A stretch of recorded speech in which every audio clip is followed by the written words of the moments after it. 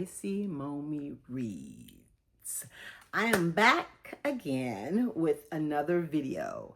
My last video for 2025. It has been a challenging year. Just in general, the state of the world, of the United States, it's been a lot going on, a lot of ups and downs, ebbs and flows, just in life in general. But I am so very thankful and feel so very blessed that, I,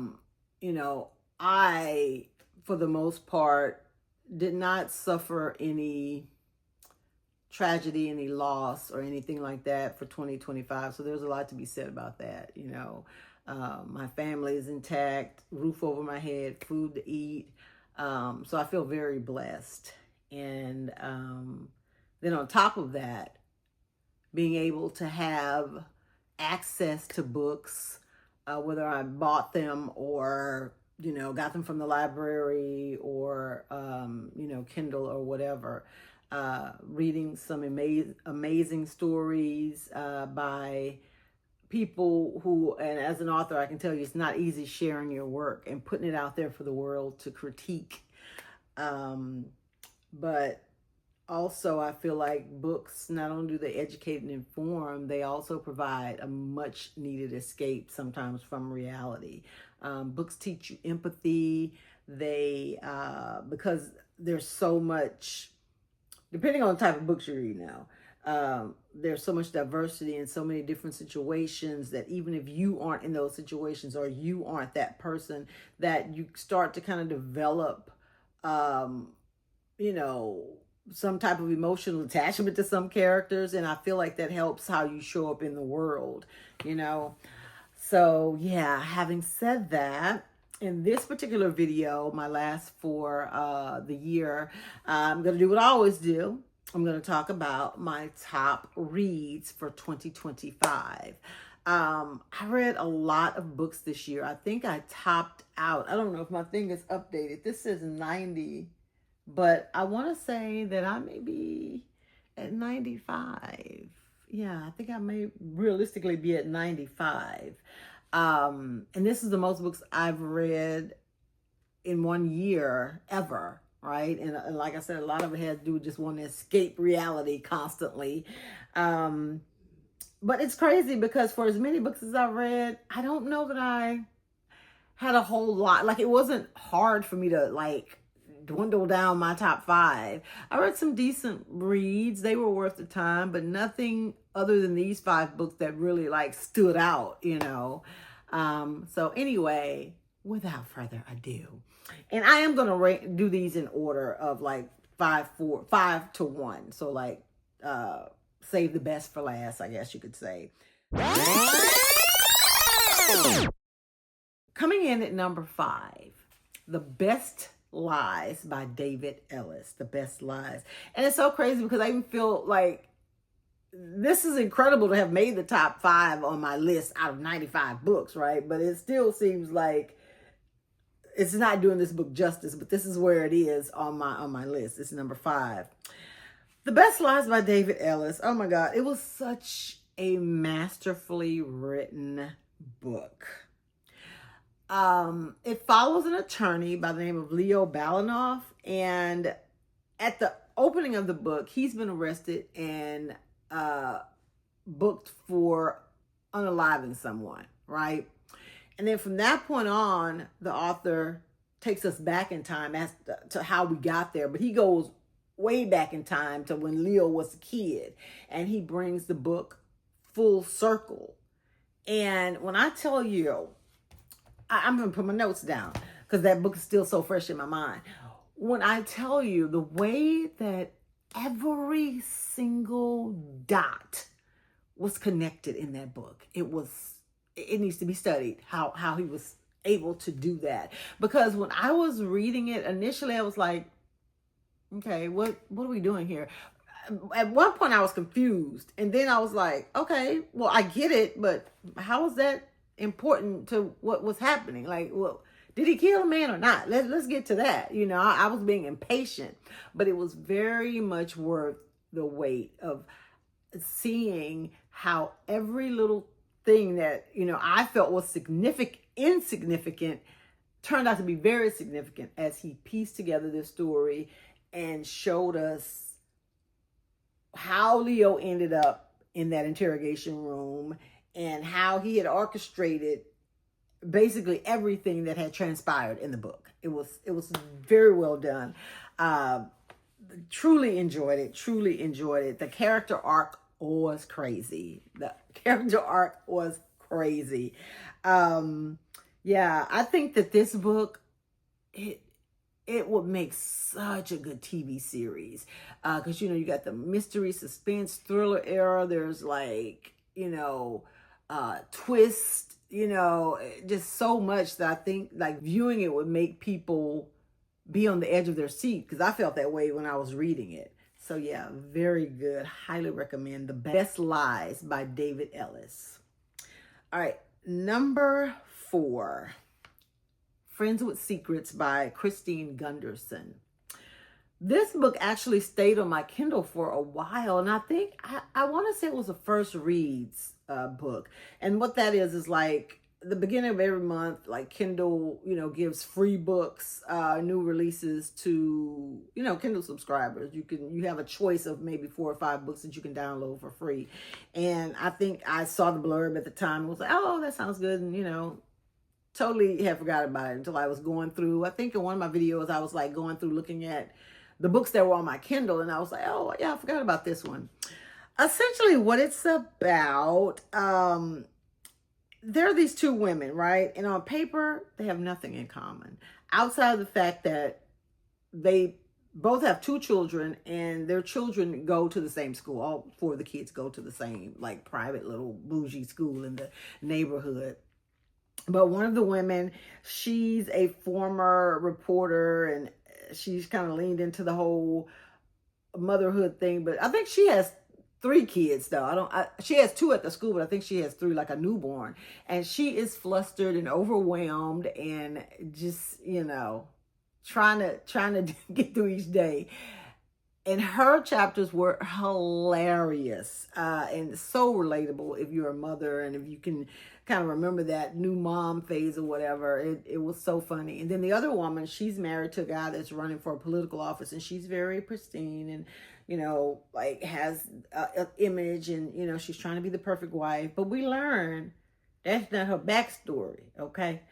We get her backstory, and it has something to do with somebody at the school that the other woman can't stand. And this woman is like feeling threatened by that person. So this woman is like, say less, you know. And they kind of not only bond over their children, who end up having play dates because they're like same age, same grade. I think that they both realize that they're lonely, you know, because depending on where you are in your motherhood journey, it can be a very isolating and lonely experience, even though you have these little people you're taking care of. If you don't have adult stimulation, you know, like if your husband, you know, or your wife, depending on whoever is the stay-at-home parent, the other person is out working, if they're traveling, if they're, you know, doing things, and then, you know, you really don't have any contact, you know, and maybe when the 2 of you get together, it's all about the kids and what needs to be done at the house. So I think they kind of like found each other and became fast friends. And then they went on a side quest because we got this person in common that we need to figure out what to do about this person. And that book was such a pleasant surprise because it wasn't just a story of, whoa, it's me, you know, I'm a homemaker and things aren't going well and yada yada or whatever. No, these women were standing on business. They had something to do with it. When you went on that journey with them and how fearless they were and you know, ride or die, that part to me was like so good. And the other thing that I appreciated was that, yeah, you know, the one guy, he was a senator and he had a lot going on at work, and the other woman, she was married to a business owner. He made, you know, furniture, whatever. So he traveled a lot looking for materials and stuff. However, when those men were at home, they were at home. Okay. I appreciated that there was no cheating. There was no, lackadaisical behavior. Like, they loved their families. They loved these women, and they were, just trying to do something to make their lives easier, even though the women sometimes were getting the burden. But when they were there, they're like, I got these kids. You go handle whatever you need to handle. And I appreciated that, having those strong supportive men in those roles as well, because then as a reader you got to focus more on this friendship that was building and this thing that they were trying to do, okay? Which was crazy in itself. So very good. So, many different elements going on in the book. The only trigger warning I will tell you, which is it's a big piece of the story as far as the plot line goes and what's driving some of the character behavior. And there is like someone who is a pedophile. I was struggling with the word because I don't know if YouTube will block this or not, but that's what, he was a PDF file, like the people say. But other than that, such a funny, feel good, suspenseful, thrilling, book that I highly recommend. Really, really enjoyed Friends with Secrets by Christine Gunderson. Number 3. I See You've Called in Dead by John Kinney. Oh my God, this one, I still think about some things that happened in that book and get a little emotional. This was a story about a guy who writes obituaries, and one night he has too much to drink, and I don't know if he thought I can't remember if he thought it would be funny or if he just was trying to see what could be said about himself if he were to die. But he decides to write his own obituary, and using the system that he uses at work. So when he was done, instead of deleting it, he posted it. And I don't think he realized till the next day during his hangover, because it triggered something in his employer's system, with his name or whatever. And so hence the title, I See You've Called in Dead, instead of See You Called in Sick, because they showed that he was deceased in the system, which complicated matters because he was falling off at work and they were getting ready to fire his ass, but they couldn't because he was deceased. So they were trying to figure everything out. So they put him on leave. So during that leave, he took the time to kind of just reevaluate his life. He had become extremely predictable, not wanting to leave his comfort zone, but at the urging of a friend, he ended up getting way outside of his comfort zone and started doing things that did remind him that, hey, dude, you're still here and there's still plenty of life to live, and, take some chances, have some experiences.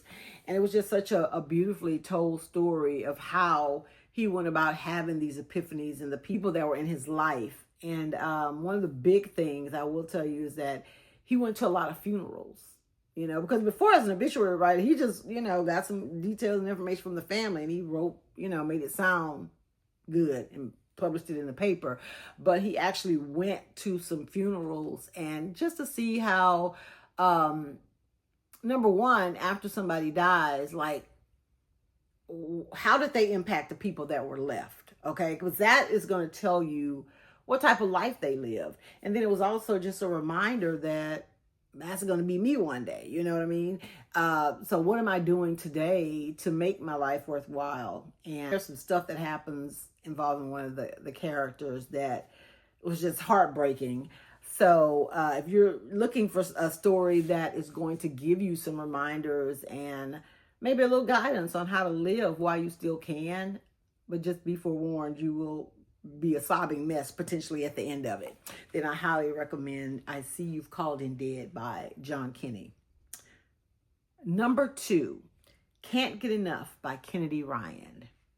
Okay, so this was the third and final book in her Skyland series about these 3 women navigating love and family relationships.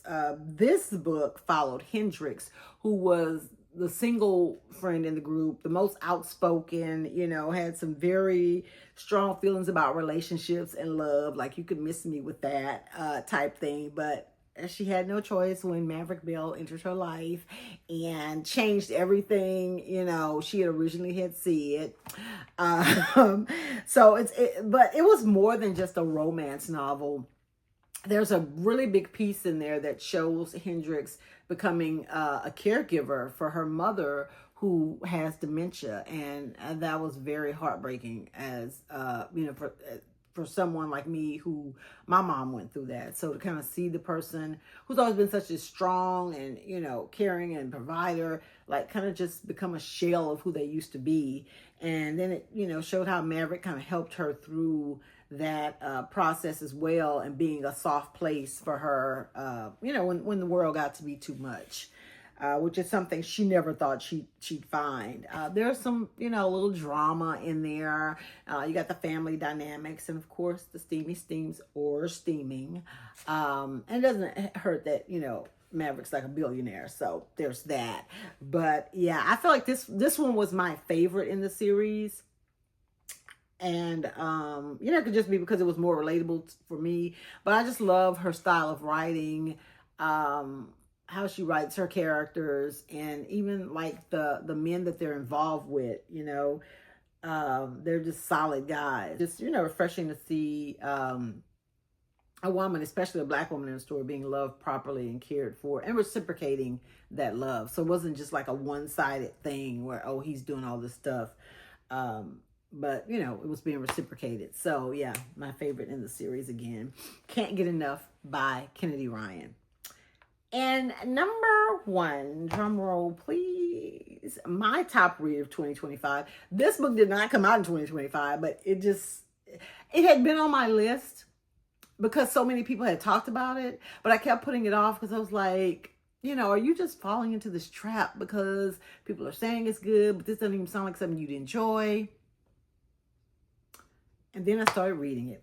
And that book is Razorblade Tears by S.A. Cosby.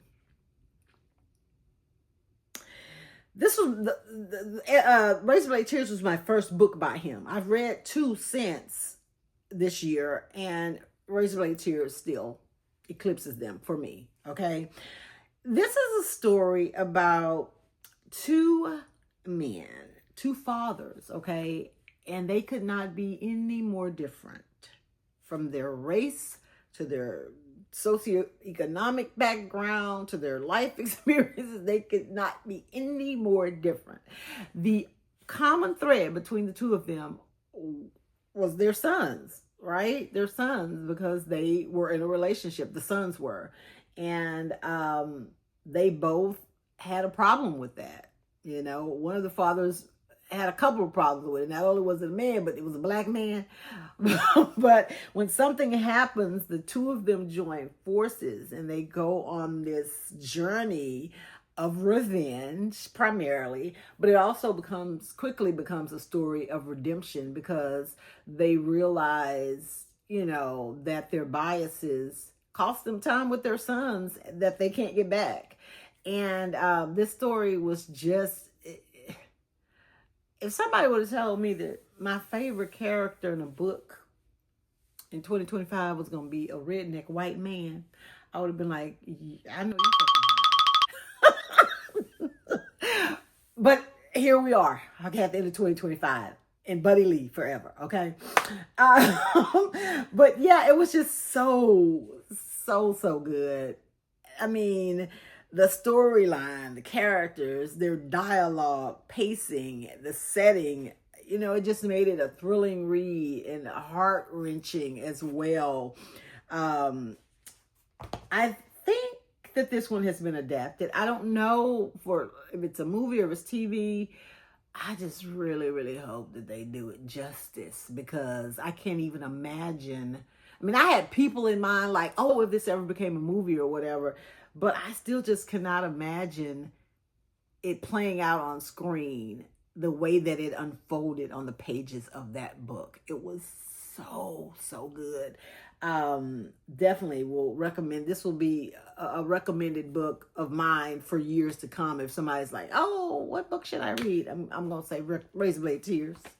That's what you should read, and be ready, because you're not ready. You might think you're ready, but you're not ready for all the feels and everything that this book is going to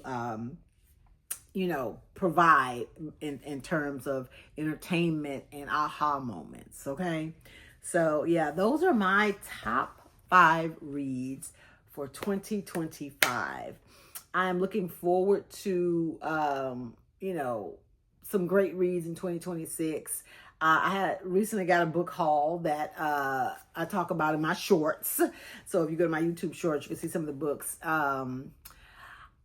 I normally come back like the week after New Year's, and then that video I talk about kind of some of my goals for the channel and things that I'm going to do. So I'm still going to do that, but I just know going forward, I just want to, have some more great reads, some more great escapes.